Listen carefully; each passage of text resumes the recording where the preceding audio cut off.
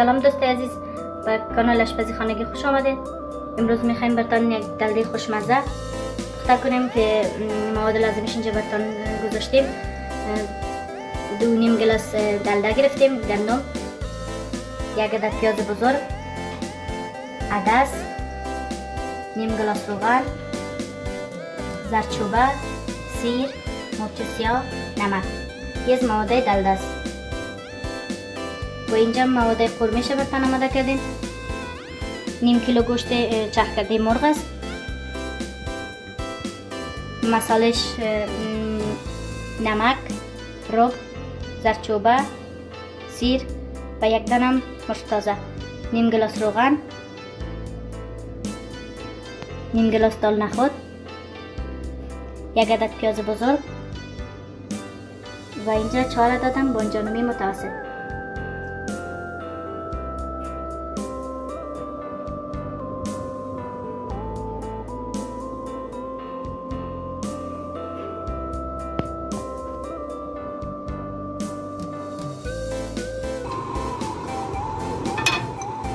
در قدم اول دلده را آماده میکنیم که این در زمان بیشتر میبره.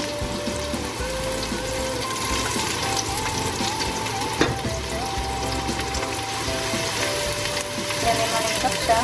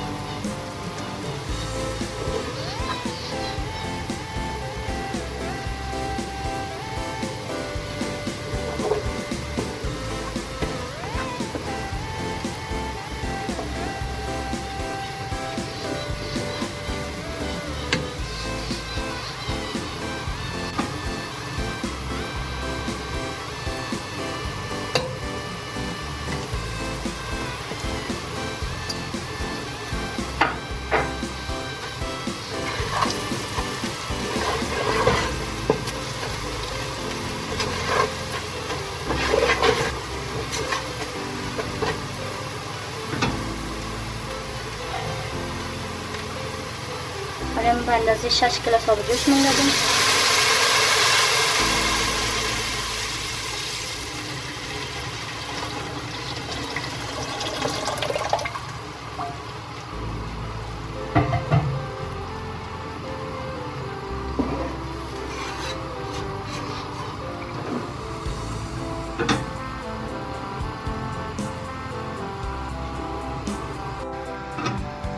شما می‌بینید که آبم جوش آمده. دلده را میندازیم. برای 1 ساعت میمانیم که پخته شود.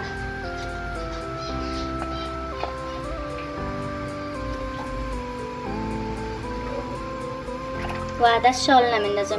در 20 دقیقه آخر عدسش میندازیم چون او زودتر نرم میشه. نمیخوایم بشار عدس.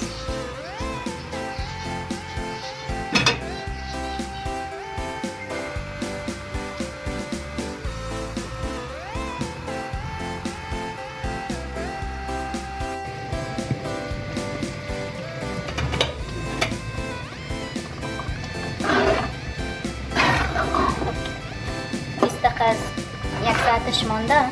حالا عدس میندازیم.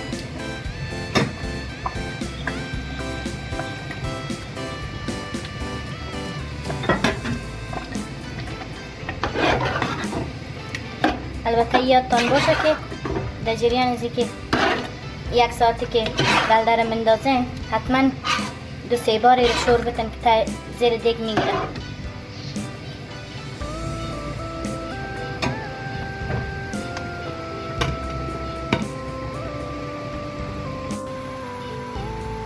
و اینجا میخوایم که لاب و خرمه که دلده میندازیم آماده کنیم.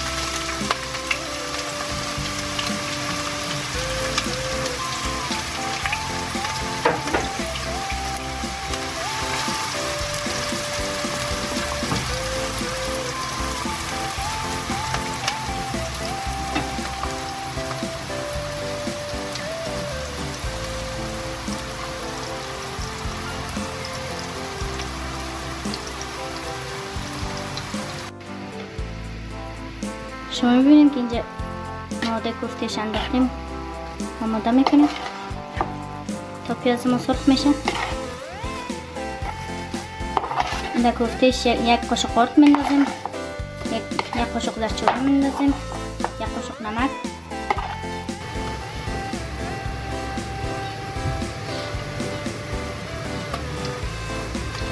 مساله سرخ میکنیم چند دقیقه.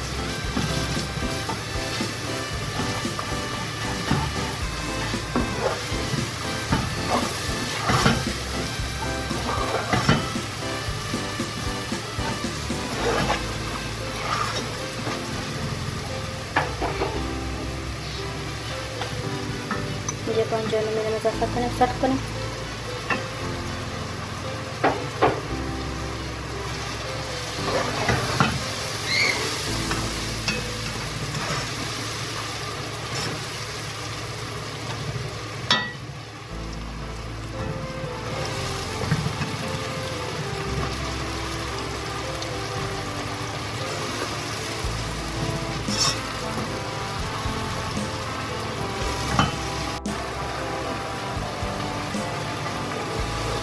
شما میبینید که بانجان مرساب شده. 3 گلاس آب میریزیم.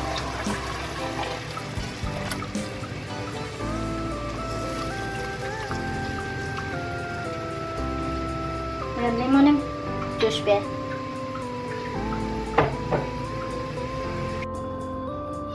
شما میبینید که آبم جوش آمده. کوفته بریزیم داخلش.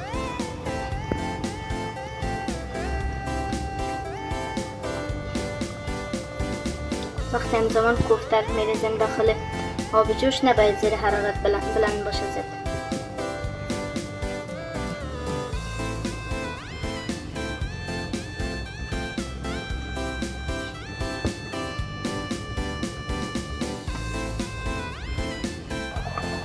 تا نخود جوش دادیم 50% پخته شده.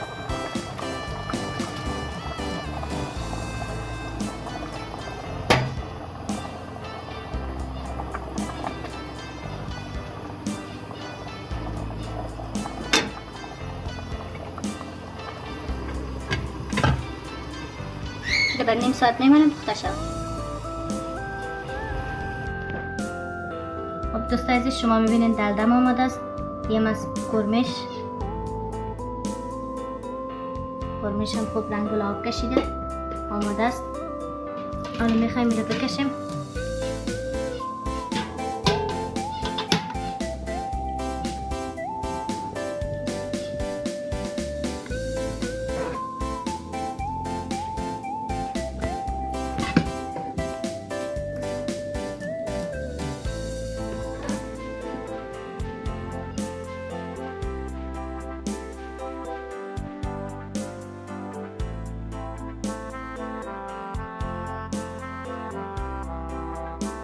دوستان عزیز این بود از برنامه امروز آشپزی خانگی.